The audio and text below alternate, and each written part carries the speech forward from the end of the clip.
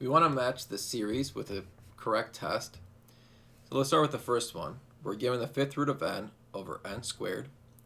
We can rewrite that as n to the 1/5 over n squared, which is the same thing as n over 9 over 5. So this is clearly of the form 1 over n to the p, so the p series test would be appropriate for the first one. For number 2, here this is a geometric series with r equal to negative 2 over 9. So this is a good test to use the geometric series.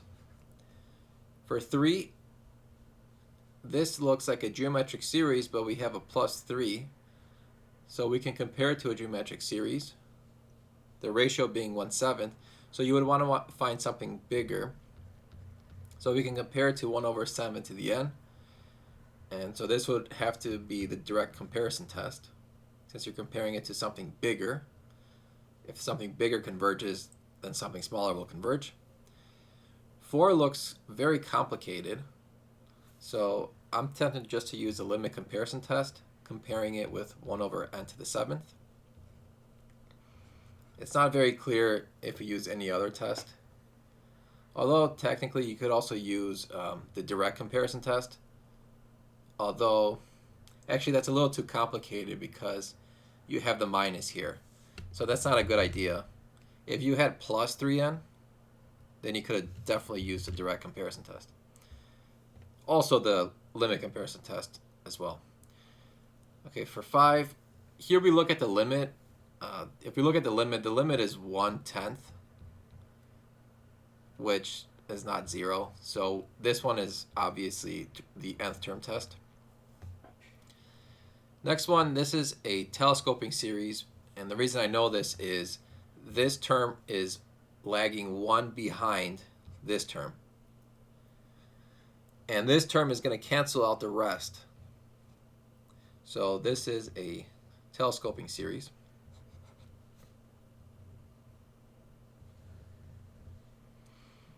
Okay.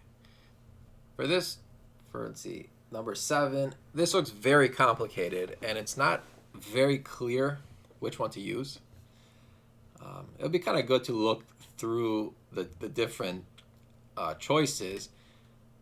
So like the limit doesn't go to 0, we can't use the nth term test. It's not a geometric series, it's not a p series test, it's not telescoping. But we can use the integral test here. And the reason I can do that is because if I let u equal 3n squared plus 5, du would be 6n dn. So I have 2n here. We just have to multiply that by 3 to make it 6n. And so basically you would have a situation of 3 times du over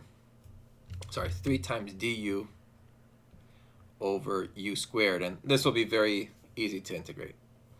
And of course all the conditions are met for the integral test. So yeah, E is definitely the way to go for this.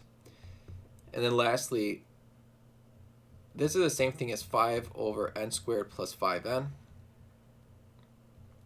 You want to get something bigger than this, so here you can use a direct comparison with 5 over n squared.